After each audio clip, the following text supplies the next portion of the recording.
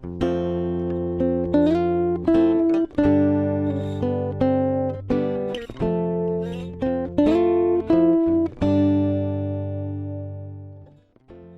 this is 2 Minutes About Time with Luke Allen and Robert E.G. Black, the podcast that takes a look at the film About Time 2 minutes at a time. I am Richard Curtis and I hope you enjoy it.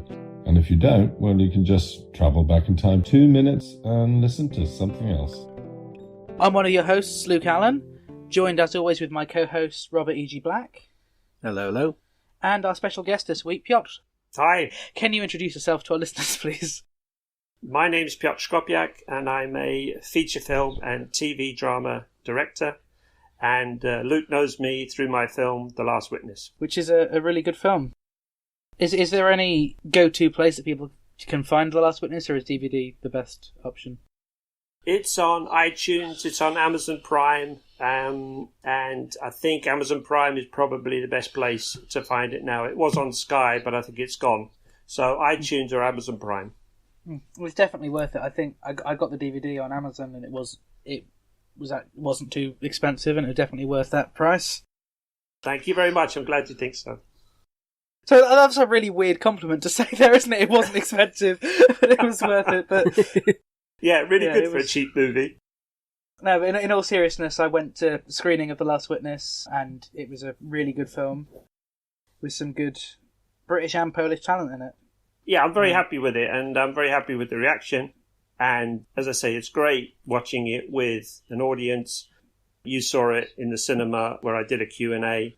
And as we've said before, it's such a different experience when you watch a movie in the cinema, and that is absolutely the best place to see it. But if you can't, then obviously streaming is the next best thing.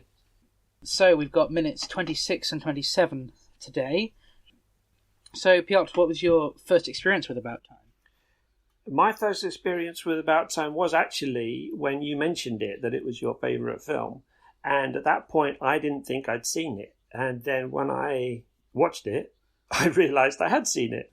So, is that a good thing or is it a bad thing? Obviously, like you say, well, obviously it wasn't that memorable. But I do remember enjoying it. So that was very odd. And like you said, I mean, absolutely, the second time, I enjoyed it a lot more, and I think it's a great film. I think I totally understand why it spoke to you in a particular way, for obvious reasons.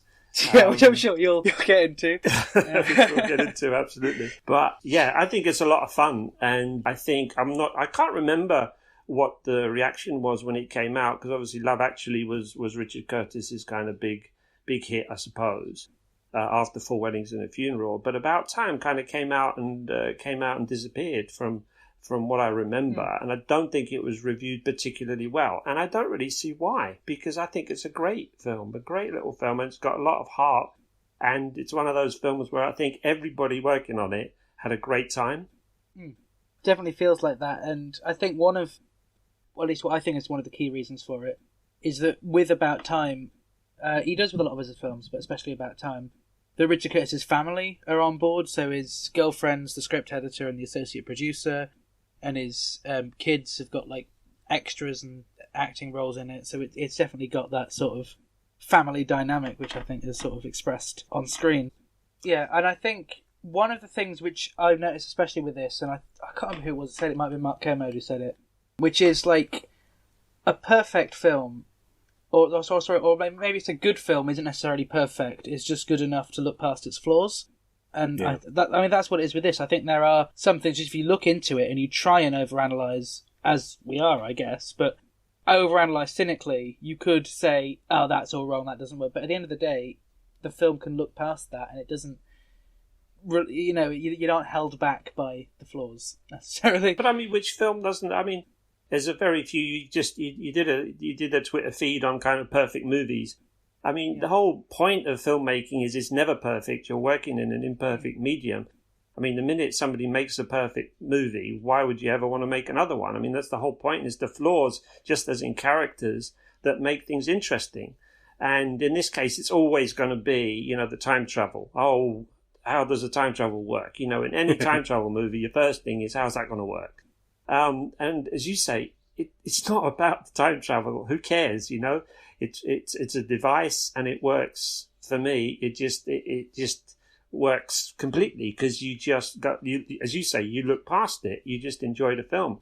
It's a device to get you into the gags, and into his world. And why not? And it absolutely plays on that whole idea that we would all love to just replay that again. It's kind of like filmmaking. On a film you get to do another take. In life you have one crack at it, and you don't, and that's it. The moment's gone. And we've all had those moments where you've gone, oh, can I just leave the room, come back in again? And that's what's funny about it, and that's what's kind of sweet about it. And yeah, I mean, it can relate to absolutely everybody, surely. And Robert, I think what we were saying when we recorded, because we've literally just come from recording an episode of Robert's show, Cock and Bull Minute, wherein we talked about time, and as part of that, compared it to Yesterday, another Richard Curtis film. Well, once again, you're set into the universe of the film, and it's basically, this is what the ability is, this is what the world is, let's not worry about why, let's tell a story with it, which I think is how film should doesn't be. Matter. Yeah. Films in the end are fun, aren't they? They're all everything. It's not meant to be real. It's not a documentary. No film is a documentary. Everything is fantasy. Everything is a heightened version of some kind of reality in the world you build. People watch science fiction movies and don't think about it. What Star Wars, and everyone goes with it. So how can you then now suddenly apply different rules to another film because it's supposedly set in the real world? I mean, it's kind of silly. I think a lot of people have been. I might have said this before on this show. A lot of people have been quite cynical of Richard Curtis's films in general, saying, oh, it's unrealistic the way he portrays love. But Richard Curtis actually said in an interview, thousands of people in London and millions in the world fall in love every day. And yet, if you see someone make a movie about like a serial killer killing a baby or something, you'd say, wow, that's shockingly realistic. So why isn't a film about love? And everybody's experience is different. But like you say, everybody has that experience of falling for someone, falling in love, and different experiences, and it's eternal. No one has the exact same experience, and it goes on and on and on. It's like every story, But as you say, so someone who has experienced love in some way, or what they believe is love in some way, and they write a story about it. Well, that's their experience. If it doesn't engage somebody else, well, it's not their fault. For them, it's real, and I think that's what's important is when you tell that story and you make that film, that it has a heart and it's coming from the right place. If you're trying to make a cynical movie, but then I don't think cynical movies work. I think if we've all seen them, you're watching and you're being manipulated, but in the wrong way, and you do kind of feel, no, that would never work. But this just felt as if we're watching the film and no one really cares what we think. They're getting on with their story and we're just watching it. And if it doesn't work for us, fine. But kind of, they don't care. They're not trying to win us over. They're trying to tell the story and get on with it, which is great. So, minute 26 opens with a continuation of when Tim first meets Mary. We have Mary first meeting Tim 3 times in this film, but this is the first time Tim meets Mary. And the opening line is Tim saying, "I love your frock," and she says, "And my hair, it's not too brown. I love brown. My fringe is new. The fringe is perfect. Fringe is the best bit." And I sort of love this exchange. And I mean, it's a little bit sort of cliche-ish in terms of instantly expressing her sort of insecurities.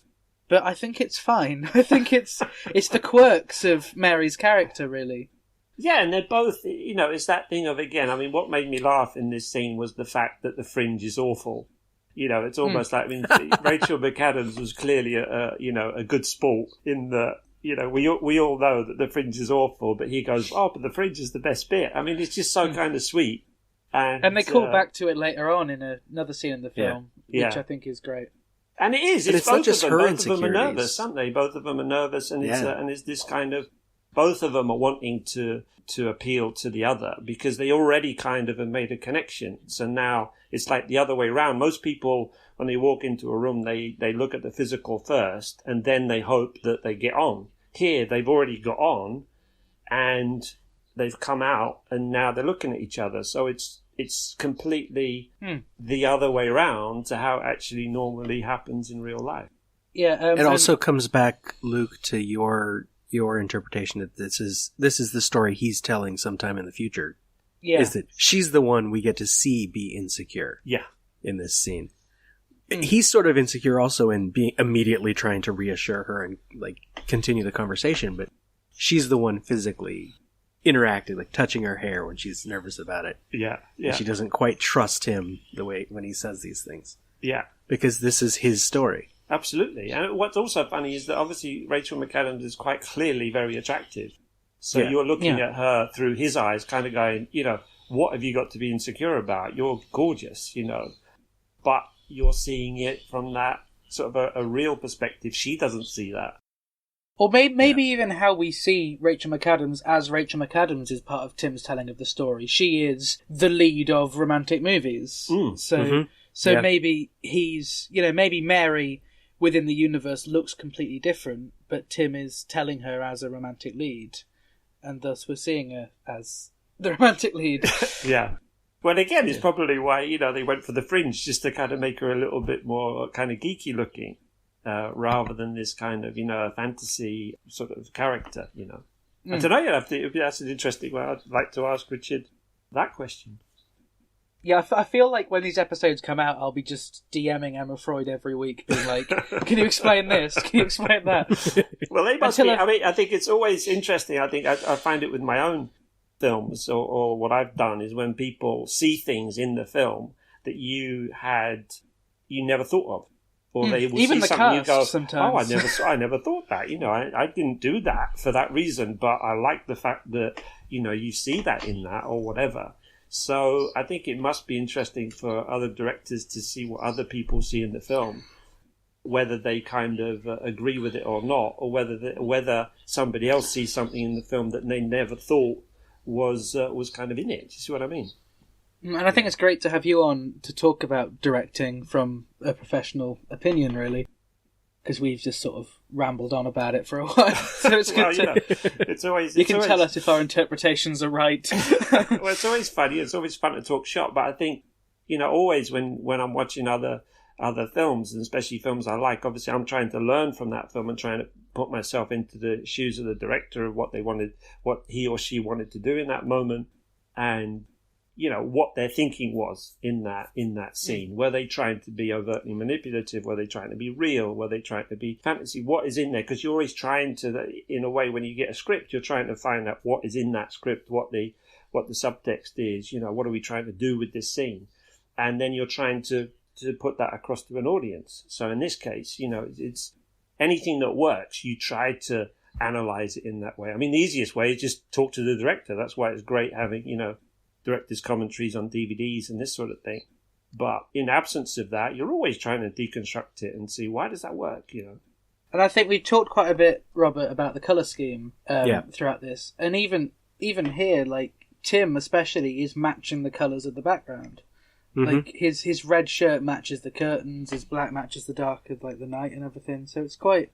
I mean, it's weird because Richard Curtis on the commentary didn't mention anything about the colour scheme, but especially in this film, it does seem so clear in some scenes as to what they're trying to go for. Yeah, I think those conversations are always interesting because quite clearly, you've had the discussion with the costume designer, you've had the discussion with the DOP, you've had the discussion with the production designer, and a colour scheme is absolutely essential. That's one of the tools. So you can see, when they're at the house by the beach, it's all bright and white and this sort of thing. Mm-hmm. Whereas here, it's a lot kind of moodier. We're in London, it's dark, But again, you're guessing at what they want you to feel, or in the end, it could just be, well, it just looked cool, so we did it that way. There was no agenda with how things looked. But I'm sure, there's no question. They thought about, as you say, the colours and the costumes. So before we move on to Joanna's line, Robert, have you got anything on visuals for this first half of the minute? No, and the stuff with Mary's obvious. Like, she's touching her hair and looking away. She doesn't... She's likes that he's saying these things, but she does not trust him. Yet. This makes me notice even more their height difference. Like, she is considerably shorter than him. She is. I like how Vanessa Kirby breaks the scene. as well. I like Yeah, that. we hear her first. Yeah, and then she comes out. And again, I think this is one of the points, because there was another clip that you gave me with Tom Hollander in it.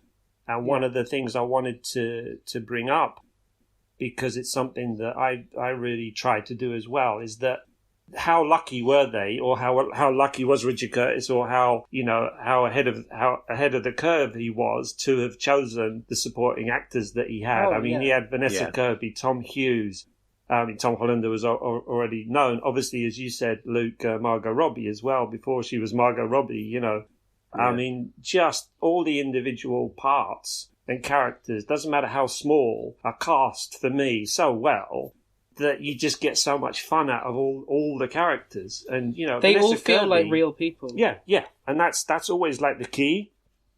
You kind of believe the character straight away, and good actors will create that character almost immediately.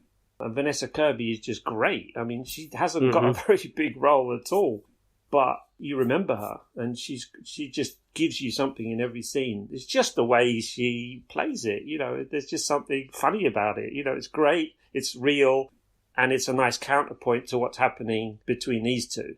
So Vanessa Kirby as Joanna says, "Mary, we have to go. I've found a cab and his dodgy friend's about to assault me." And apparently, in the script, she was supposed to whisper it. So she changed that quite a bit. Yeah, she yells it from down the street. But that's it. She's that character from the off. She's sort of a loud, she's that kind of the loud girlfriend, isn't she? And it's a nice counterpoint to the kind of the subtle way Rachel McAdams plays. She's the more unsure character. Vanessa Kirby's character is clearly very kind of confident. Where do we stand on the comedy at potential assault? Because you got it a bit in the earlier scene as well, where it's like it's made funny, the fact that Jay is. Jay doesn't really seem like the sort of character who would try anything more, but I think it's important that we don't see what he may have done in the alley here, because it could be the minorest thing and she's blowing it up, or it could be horrible, but we don't have to see it. Yeah, we just get to see her reaction. Yeah, I'm thinking mostly she's been with enough men like that she fears that Jay is going to, rather than Jay actually doing anything. Oh yeah, and he was introduced as dodgy, so we're ready. I never really took it that way. I took it as she's completely taking the piss. It's because he's set up as a dodgy character, but he's just a fool, isn't he? He's kind of set up, so you don't feel as if she's in any danger whatsoever with Jay. That he's kind of loud, he's cocky, he's all this, but already I didn't believe that he's in some kind of way a threat to her or the girls in some way. No, I thought it was funny. Yeah, as you say. Is it funny to talk about assault? But you do this all the time. You just take the piss out of people, don't you? Of course, she doesn't mean that. No. I don't mind it in this context, but I just think, as an idea, it's quite a dangerous one, which has been played quite well. Yeah, and I think this is the thing. Times change as well. If I think about the sort of things I used to say when I was at school, or my friends used to say, and which were acceptable then, but are not acceptable now. At the time. English humour is very much to do with taking the piss out of everybody. You're constantly taking the piss out of everybody. I always remember this thing of, that's why Americans are always confused, because they're saying, did you mean that? I said, no, of course I don't mean it. I'm taking the piss. So it's that. It's just something you do. It's like the Tom Hollander character. You kind of think he's being really quite aggressive, but he's not expecting you to be in any way threatened by him. He's just offloading on you, isn't he? So actually, Robert, from your American perspective, how does this whole British comedy idea work? Well, in this instance, I don't think it's even a British thing. I think it's still funny. Because, for me, I think it's funny because even if Jay were doing something, Joanna seems like someone who could take care of herself. Yeah. Oh, yeah. She's very, even in the dark, we could tell she's that kind of person. Yeah. She's not going to put up with anything. Yeah. And I think I'm quite intrigued as to, because obviously when he goes back in time, it means we don't actually, other than maybe at the wedding, we don't see Joanna and Jay meet again. And maybe if they met again in a different circumstance, it'd be interesting to actually see how their relationship would would have been, really. Which is definitely something I'm going to keep a lookout for when there's all these group scenes later on in the film. Yeah, but I kind of think it would never work because obviously he uses Jay, Richard Curtis, then uses Jay to get together with Kit Kat. Yeah. So I Which think once it's a again, personality yeah. thing. Yeah. Once again, as you said, Robert, before, like when she's with, I've forgotten his name, Tom Hughes' character, when Kit Kat's with him, and Jimmy. Yeah, he's quite a dodgy one, and then the go-to is replace him with Dodgy Jay. Like it's quite a. But yeah, I think Jay is more of a sort of banter level of dodgy more than as Jimmy was. Well, Tim likes Jay. Yeah. From the deleted scene from earlier, we know that Tim doesn't like Jimmy. Yeah, absolutely. Because as you say, Jimmy is dodgy on that. You don't feel safe with this. This guy could actually cause you harm. He's a threat in some way. Jay to me is never a threat. It's like, Tim says, when they go into the dark and he says, I really don't like him. But he's out with him. So clearly he does like him. If you don't like someone, you don't spend time with them at all, do you? So it's that classic, as you say, banter of I really, don't like you, but I don't like you because you're so different to me. I'm just not like you. I think if he really didn't like him, he wouldn't say that in front of Jay. Well, of course. It's a sign of their friendship that he actually says that, and he knows that Jay isn't going to be offended by that comment. Absolutely, absolutely. So then Mary continues on to say, okay, I'm coming. 2 seconds. I hope to see you again. And Tim says, you will. Okay, good night. And then night. And that's the end of the dialogue for this moment. Yeah. And I love that she turns the wrong way. Yeah. She doesn't turn 90 degrees. She turns 270. Yep. I saw that. I noticed that. I watched it again this morning, and I noticed that this time. I didn't notice the first time. She goes the long way round, and then she looks once, and then she looks again. And it's also playing on that kind of cliche of, I don't know which came first, whether it happens in real life or whether it comes from films. This thing of when men say goodbye to a girl, they're hoping she looks back, and it's almost like, did I see that? It must be in something. If she looks back, you're in. If she doesn't, then that's an exact scene from something. Yeah. I know that there's to go Richard Curtis, and I've definitely talked about this scene before. In his film The Girl in the Cafe, when Bill Nighy is leaving Kelly MacDonald at the coffee table when he first meets, there's this really sort of awkward thing where he doesn't know whether to go back and say something to her or whether to leave, and it's very similar but slightly more exaggerated to what's happening here, where he sort of turns around, walks back for a second, walks back forward, and I think what Bill Nighy's doing in The Girl in the Cafe is what people are sort of mentally doing. Yeah. Whether people are actually physically moving forwards or backwards, I think it definitely feels as though you are when you're in that circumstance. And so as Mary walks off, a piece of music called Mid-Air plays, which was a piece of music Richard Curtis was so keen to have in the film that he actually had it playing through his headphones while they were filming the scene. Yeah. And another note here is that Donald Gleason got Rachel McAdams to record the lyrics of Mid-Air along with a Philip Larkin poem called First Sight, so that he would have fallen in love with her voice before he saw her face. Which is just... I don't know how that works, but it sounds sweet.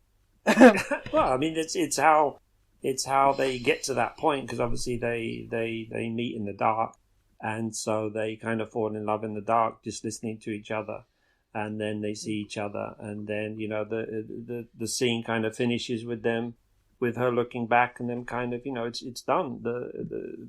It's kind of sealed at that moment, and the lyrics for me, the music comes in at the perfect time, and the lyrics kind of tell you the rest of the story. It's lovely. I remembered the specific movie that line was from. I think it's in a lot of movies, the looking back thing. It's in The Line of Fire with Clint Eastwood. Right. Rene Russo walks away and he's watching her. He's like, she looks back, she's interested. And then she looks back. That's it. That's not the film I was going to expect you to mention, to be honest. Right. That's it. I'm sure similar thing is in lots of... Is he on the steps of the Lincoln Memorial? Or something? Yeah. That's it, when they have when they're like eating ice cream or something by the Lincoln Memorial. Yes. How brilliant. Well done. So, as Mary walks away, because Tim's our narrator, we have got just the close-up on Tim, and then the shot of Mary walking away. We don't follow her leaving or anything like that. It's very clear what character we are following at this point. Yeah. And I think that's something which I've always been sort of bouncing between when I'm writing like my shorts as well, where it's the idea of, do you tell the story from one person's perspective, or do you actually show other people? Because I think both can work.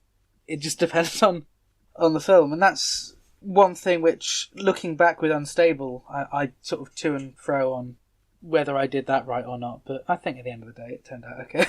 Yeah, I mean, clearly, I mean, if you're, in this case, we are identifying with Tim. It's the film's from Tim's point of view. As I say, he's the narrator. He's telling us, and he's inviting us to go on this kind of journey with him. Multiple, I mean, and you can tell pretty much. I mean, I don't know what it is. Is he in every scene of the film? I mean, is there any scene that he's not in? Because in most cases, if the lead character then isn't in a scene, you are obviously not looking at it from their point of view. So you're now looking at it from a point of view of another character. So, for instance, in Heat, which is a good example, you've got Al Pacino's world and you've got Robert De Niro's world. So every time you're with Al Pacino, the film is from his point of view. When you're with Robert De Niro, it's from his point of view. That's kind of an easy example. But in most cases, your lead character, if he's in every scene, then quite clearly you are running with that lead character. I don't think there is a scene without Tim in this film. There's definitely shots and sequences that he's not in, but they're part of scenes where he's like narrating when he introduced his family. Yeah, he wasn't out there with them, but so you could imagine he's standing there looking at them. Exactly, he's there through the narration, so he's there in spirit. Yeah. Can I just say, as we continue on the minute, I love Tim's walk back, like him just sort of smiling to himself. Like there's something just so sweet about this, and it's sort of so innocent between both of them, really, that you know, and how happy he is that at this point he's found love without time travel. He was going to use his ability to find love and to get a girlfriend. Yeah. And at this point, he hasn't. Yeah. Right. Yeah. And he then, didn't need it. Yeah. And then, as I say, as it goes on, obviously we're not reviewing the rest of it, but as it goes on, he then, by using the time travel, he messes that up.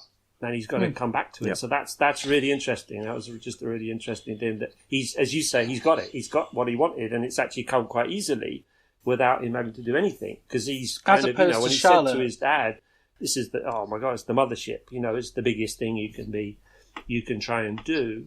And here it is. And I think, in comparison to Margot Robbie as Charlotte, like, he tried so many times for her to like him, and it still didn't work out. And here he didn't try, and it worked better. Incidentally, I always remember, this is mildly related, that's what podcasts are for, mildly related conversations. I remember when I was going through a course for my baptism, they described evangelism as like talking to a girl. When you try too hard, you're definitely going to fail. You only succeed the minute you stop trying. Yeah. And it's like, yeah. Yeah. Yeah, I think this is... So I'm saying about that, it doesn't matter how many people give you advice, you've got to kind of do it, and then you learn by your mistakes, and that's what's the really annoying thing, is because you always, if it goes wrong, you come out going, why did I do that? Why did I say that?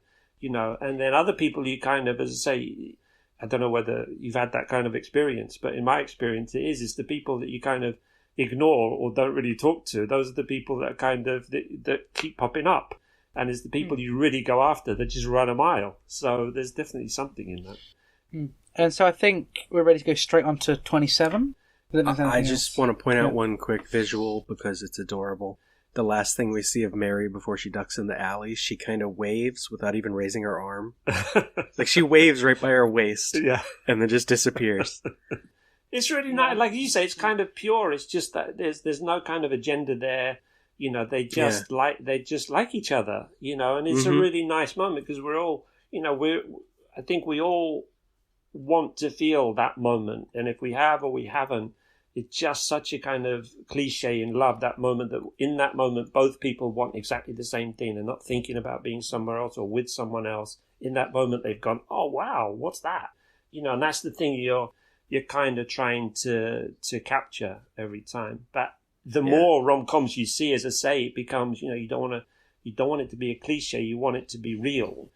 Her wave definitely does feel like a thing you do, possibly without even thinking about it. It's just like I guess slightly to the fact that I've noticed recently when I've been texting someone and this is possibly really stupid. I may be the only person who's done this, When I've been texting someone and I've texted them a thumbs up, I've noticed myself literally giving a thumbs up as if they're in front of me. Well, that's right. I never say LOL unless I'm laughing, you know. So we open minute 27 once again with Tim continuing his walk of smiling to himself. We then have him letting himself into the house quite quickly. Like and still smiling. Like, I think he wants to tell Harry about how great this day has been. Yeah. Which is weird because we don't get that impression from Harry that he's the person you want to share stuff with. But, Not at all. but I think also, part of me is wondering what the heck's happening with Jay, because Tim's just left Jay completely. Yeah. As far as we're aware. But yeah, it's like Harry's just the next person. He's the guy who's got to hear it because he's the next guy Tim sees. Yeah, it just happens to be he's got to go home, isn't he? He's clearly not going to tell Jay about it. He doesn't really want to tell anyone about it. It's just someone will bump into it. He kind of wants Harry to go, oh yes, how did it go? So he can kind of tell him how wonderful it was. But, you know, you got to tell someone or it's not real. Yeah. And I think he couldn't tell Jay because Jay was there. I think it wouldn't have the same resonance because he'd be telling the story that Jay, whether noticing it or not, that Jay was there for. And actually, this whole scene here that we're about to see begs the question, why wasn't Tim there when the play opened? Why was Tim just out on a random night with Jay? Because what they had didn't seem like that was they're going to the dark restaurant. Like, that's not necessarily something which had to happen on that day. So well, it could have been. That was a trendy thing at the time. So maybe they had Jay had a reservation far ahead, and it just happened to fall on the same night. Yeah, that makes sense. Because I just kind of wondered, thinking like Tim and Harry living together must be close enough for Tim to actually go to see Harry's premiere. Yeah. Yes. Well, I don't know. It didn't bug me. It didn't bug me that he hadn't gone to because that's his world, and there's that great shot earlier in the film where he says, "Oh, that was 6 months of me doing my lawyering thing and him doing his plays." That scene where he's drinking a beer.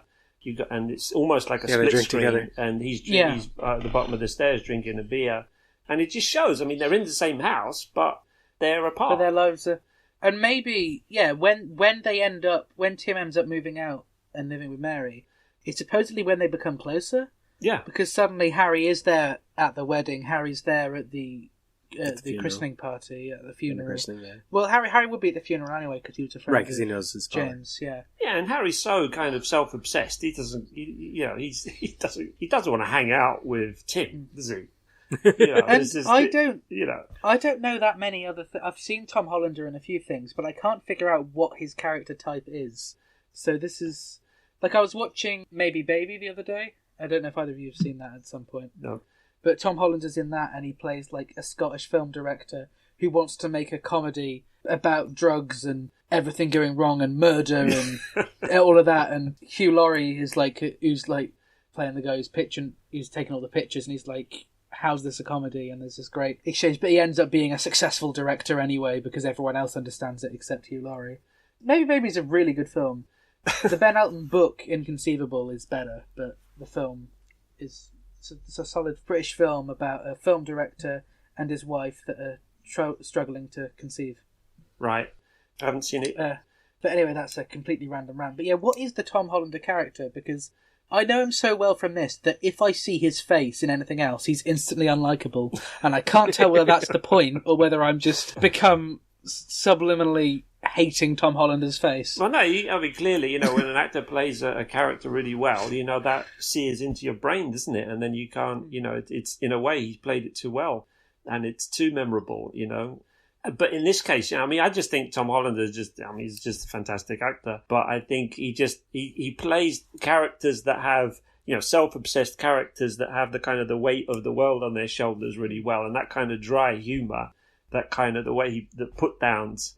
He does those really well, and that kind of, and you kind of relate to him in that everybody has that family member or friend who is this just, why am I here? Why am I with this person? The only reason I'm here is because they're a friend of my dad or whatever, but he's just awful. He's the character you love to hate, but a better version of that, because sometimes the character you love to hate, you don't actually love that much. Like when you got the characters who you end up hating and they want you to hate, you can hate them too much and it can sort of take you out of it.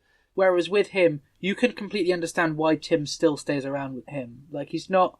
Like, you can understand why people don't like him, but you can also understand why he's okay company. Yeah. Like, I think it's important that when we first meet him, like, when he says to Tim, don't make any noise, particularly when having sex, and Tim's like, no, and he's like, oh, 2 losers in one house. Yeah, like, yeah. That line is so significant because it's the first point where we go, okay, this guy actually knows that he's not very likable. Yeah, and his wife, he's self-deprecating. His wife left him because he wasn't good enough. Yeah, like he's self-deprecating to the extent. Yeah, it's like you don't feel sorry for him because you know that he doesn't seem to mind it either. Like, yeah, and he makes jokes about it. Yeah, and it's not too much of a hard subject. He knows he's awful. Yeah, his thing in life is he's trying to be better. He's trying to make that that great play. He's a suffering artist. He's clearly, obviously, trying to do better every time. So whatever he does will never be good enough. It will just keep going, which is it's a curse, really. You can't be happy with your work, but that affects other people because you become self-obsessed and you become obsessed by your work. And, that's just something that pushes people away. And, I love that scene where he first comes and he goes, what do you want? I mean, it's awful, but it's great. It's so funny when he says, I just had one of my best ideas or whatever for a long time and you just ruined it. Thanks. You can understand that horror. He doesn't mean it, but he's telling him the truth, and it's just really annoying. And he's just. I think it's the sort of thing which everyone. I think part of us all like Harry because he says the things that we all want to say at those times. Yeah. I think. Yeah. I mean, obviously, you know a lot more about writing than I do, as I've only just written a few shorts. But I know that point where an idea comes and someone takes it away, and you just want to yell at them because you knew you had a good idea. That was really good. What was it? Or, as you say, you're in the flow, and you get a phone call, and it's like, I really don't want to talk to you now, but I don't want to be rude, but I kind of want to say, can I ring you back later? And then once that idea is gone, you blow it up. You come across as rude. You can come across as rude because no one, unless you do that thing, unless you're a writer or a painter or an artist in some way, you don't understand that thing of, you can't just sit down and do it. It has to kind of, it hits you. It's not a 9-to-5 job. No, it's a job which you pick up when you want to. Yeah, it's that classic thing of I have my best ideas when I'm driving or if you're on the bus or something, or if the minute you say, right, I'm going to sit down and I'm going to come up with something, it never happens. You sit there and nothing happens. And it's a real shame I can't write a script while walking the dog because that's when all the ideas appear. Yeah, I mean, every writer will say the same thing, that kind of writer's block thing. I mean, some writers can do it. They can sit down and they write mercilessly kind of for 3 hours. But they say a lot of the time they're writing nonsense. And it's only later that they start editing it and it all comes together. So it's just a different way of doing it, but it clearly isn't something that you can just turn on and turn off. I think it was Richard Curtis who actually did say in an interview that, like, if he wakes up on a day and sits down and can't write, he won't write. He won't sit there and try and write. He won't write. But then if he's on a day where he's on a big flow, he'll write, and then at the end, he'll leave himself a few notes as to where to go on the next day so he can just pick up straight on. Yeah, I mean, my own experience was that, I mean, I was delaying writing for about 9 months because I was trying to write a new draft for a producer who was waiting for it, ultimately. And I pretty much had a year to do it. And I did it in the last 3 months, as you do. But I literally spent, trying to write and then not doing it, not doing it. And then literally, it came a moment where I said, right, I'm ready. And I sat down and I wrote it all in a month and just wrote the whole thing out. So, but up to that point, I'd still been working on it. But was that The Last Witness, or was that a different? That's The Last Witness, yeah. Because I was working on it in my head. I just wasn't doing it physically. But then when it came out, it just came out all in one go. And I wrote it very quickly. And so I found that with Unstable that I'd spent weeks, I mean, obviously short film, it's shorter length of time, but I'd spent weeks sitting down, writing stuff and then deleting it and be like, this doesn't work at all. And then the moment I'd written the opening scene, by the next day the whole thing had been finished. Yeah. And like I noticed that when I've tried to write other things, I wrote a script which I quite liked, but I don't think I proofread much before I'd sent it to someone else. So like I'd written the script and I was like, I really like how this works, I like the story. But I'd written it near enough, like a page or two a day, and like basically I've written it in between doing other things, so it flowed well in my head, but I didn't proofread it enough that I sent to people and they're like, it's structurally all over the place.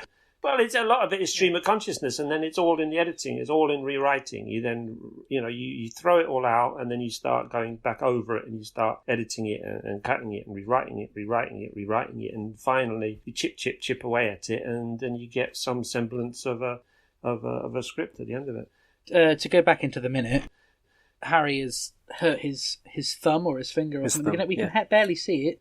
But apparently most of the focus on the scene was how they'd show the blood, even though you can hardly see it. Oh, really? Yeah. That's what was said. Yeah, we barely see it. We can figure it out. He broke a wine glass and cut his thumb. Yeah. But it's, the camera never zooms in or anything. No. And I'm looking at the wine bottle. Are we to assume that he's gone through the half then? Or is it he's just opening up something he's drank before? What I got from this straight away is the minute Tim walks in, he screams, goes, "Ow!" Yeah.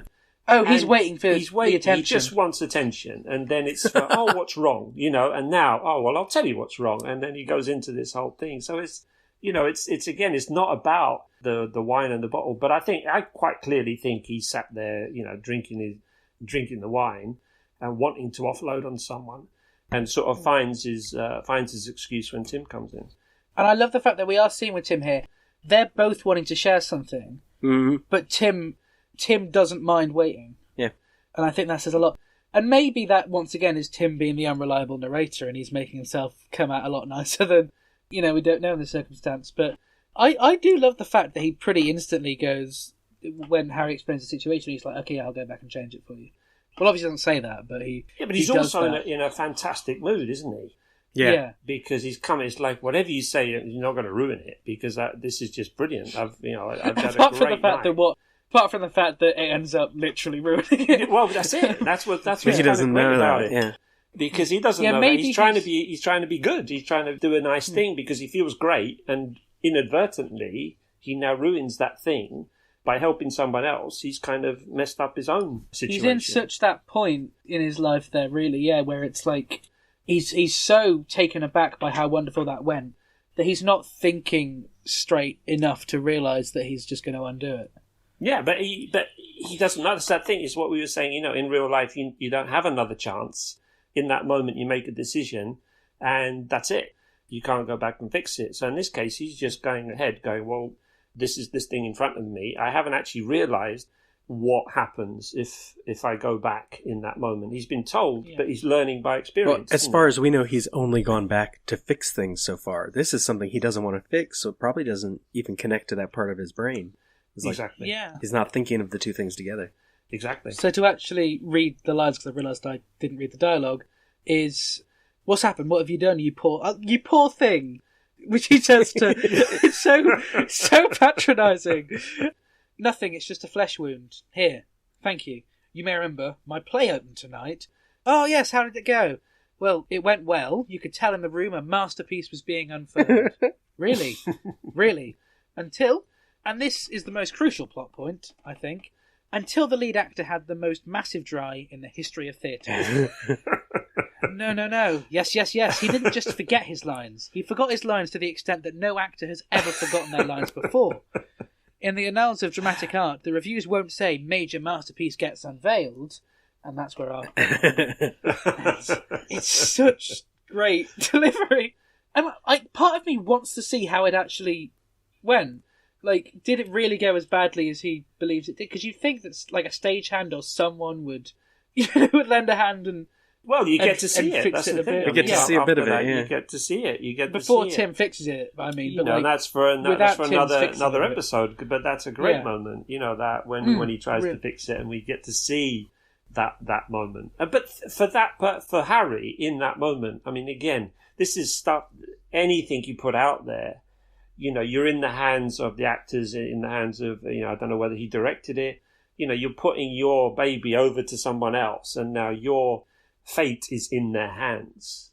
So all you can do is sit there and watch, and hope it goes well. I guess you could literally compare, as you said, with filmmaking as being you can go back and change it. It is like, the world of this film to real life is like what film is to theatre.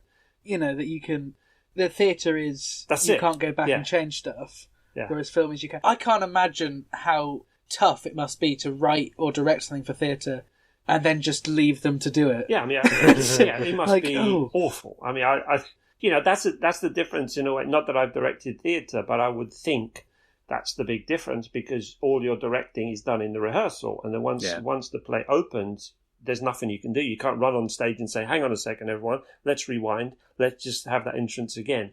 Let's just do that scene again because it didn't go the way we thought."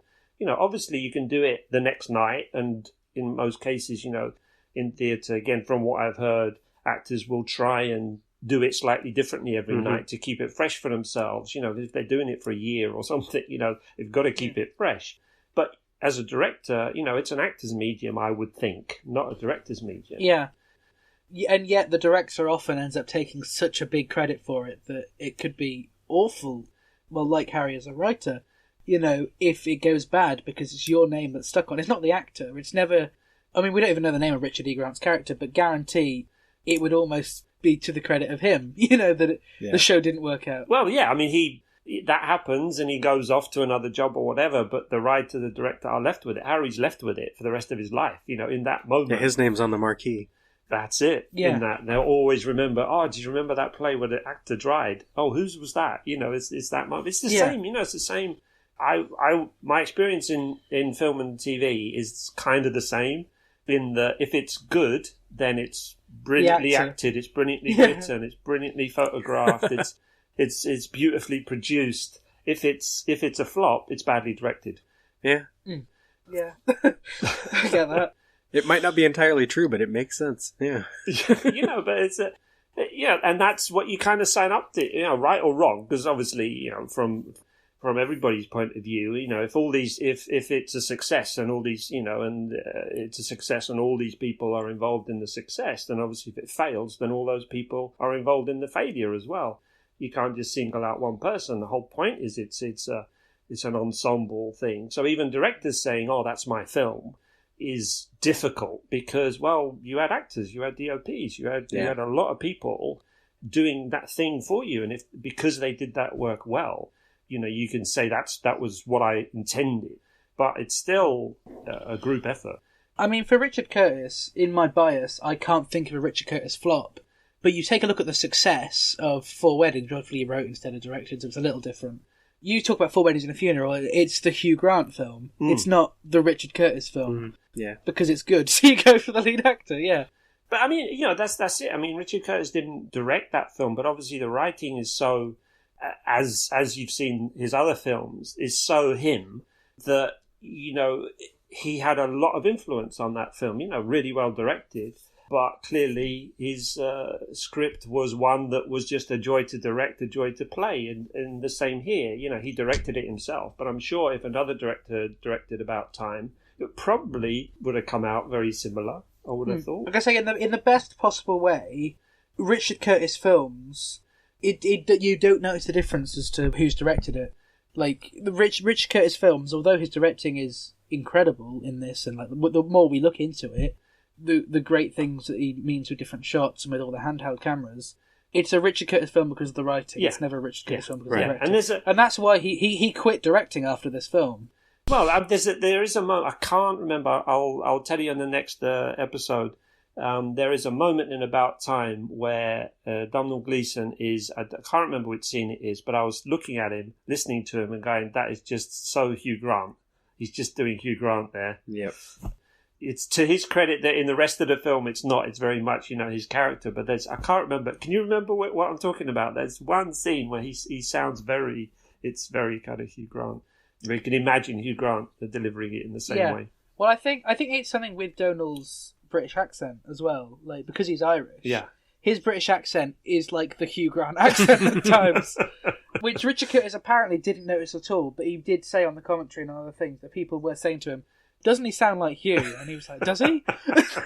Well, there you go. That's that classic thing of you're not aware. Making the film, you're not aware of how people are seeing it. I thought Domhnall Gleeson was great in it, as I say, because it's not his natural accent. Again, watching it the second time and the third time, it's really good. He feels like he's having a really good time, and I like him. I like him kind of immediately. Well, when I hear him being interviewed, his real accent feels fake because of how good his accent was in this. And like in American films, he does a really good American accent as well, or as far as I'm aware. Well, that's I will always find that odd that Americans. This one for you, Robert. The Americans will say, "Oh, I didn't know he was English." Mm-hmm. Like when it was that. How do you not know he's English? I mean, how many different American accents are there? I mean, if we, it's like in England, there are so many different accents, but not to say there's a generic American accent. I mean, obviously West Coast, East Coast, Midwest. I mean, there's so many. So when Americans say, "Oh, I didn't know Idris Elba was English," it was like, really? I find it hard to believe. Hugh Laurie as well. Hugh Laurie is the weird one for me. Like, because the director of House didn't know that he was English until he was on set. Which probably makes me think, how much research did you actually do into the lead actor, considering he was the main, one of the two leads in A Bit of Fry and Laurie, possibly one of the most British shows, and Blackadder, a massively British show. Yeah, because I'm sure you're the same, Luke. I'm sitting there going, Hugh Laurie's accent is not great. I'm going, that's such a put-on American accent, But it doesn't matter. I think his American accent in House was consistent. I don't know if it was necessarily good, but it was so consistent that it felt like a real way of talking. And so you just assume he's from some Northeast area where they talk like that. Yeah, yeah. Which weirdly can't be said of Tommy Wiseau. No. He's not necessarily putting on an accent, but his accent does seem fake. Yeah. But do you see what I mean? There's so many subtleties in accents. As I say, there's a difference between North and South London, let alone North and South of England. So states, I mean, in America, Texas or New York. I mean, surely, people can see. But as you say, maybe it's the consistency, and in the end, it's not about the accent. You don't care about the accent. If the acting is good and so on, you may notice it in the first few scenes, but after that you're into the story, and if the performance is good, you don't care. And with Margot Robbie, for example, I didn't even notice it. It was like, oh yeah, she's British. Okay, sure, carry on. But then this was, as far as I'm aware, the first thing I saw Margot Robbie in. So.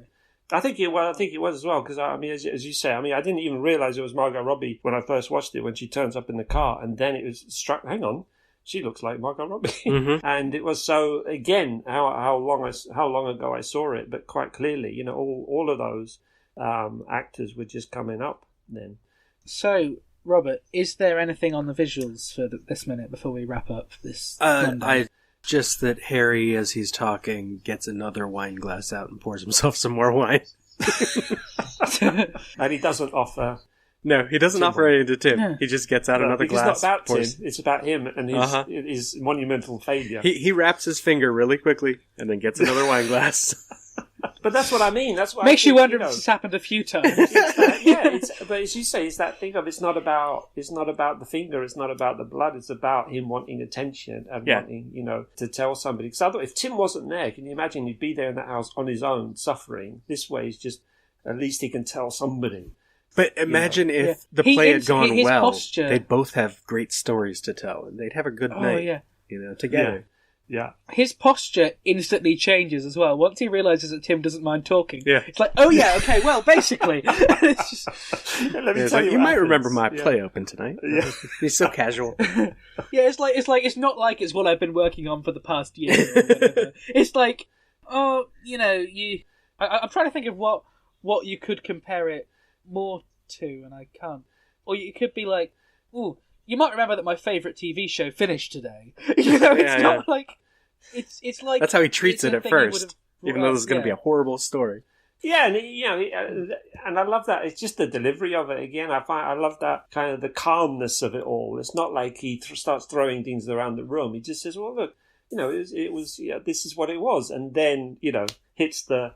gives you that delivery of, and this is the most important thing, and the plot point here is that it was a monumental failure, not just a little failure, so he sets it up beautifully as if you're all thinking, it went really well, fantastic. Oh no, it couldn't have gone worse. The delivery is just fantastic. It just makes you, as I say, you warm to him, you absolutely warm to him, because he's put his heart and soul into it. Yeah. He absolutely, however self-obsessed he is, he absolutely cares about this play, and he wants it to be fantastic, and he's been let down by this this one guy. It was going so well until the last line of the play.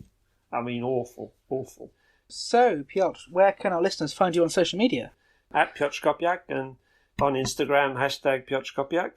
But on my Facebook page as well, just Piotr Szkopiak. And I use that for all the information on Last Witness as well. Last Witness doesn't actually have a website yet, but that's something I'm working on. And Robert, where can the listeners find you? Lemmingdrops.com for links to all my podcasts and other things, and Robert E.G. Black on social media. And the listeners can find me on Twitter at llama_bottle0. They can find me on Instagram at TheGingerLuke, Facebook at Luke Allen Film, and podcast, short films, whatever, all at lukeallen.co.uk. This podcast is available on Facebook, Twitter, and Instagram at 2 Mins About Time. Thank you so much, everyone, for listening, and we hope you tune in on Wednesday. Ta-ra. I've been trying to come up with different ways to say goodbye. Didn't you use that one already? If we do ta-ra? Have I done ta-ra? I think so. I've run out of goodbyes, to be honest. Thanks, Luke. It was great. The 2 Minutes About Time theme is performed by Ethan O'Mahony and is a cover of the About Time theme originally composed by Nick Laird-Close. 2 Minutes About Time is a production of Lemming Drop Studios in association with Bottle O Productions.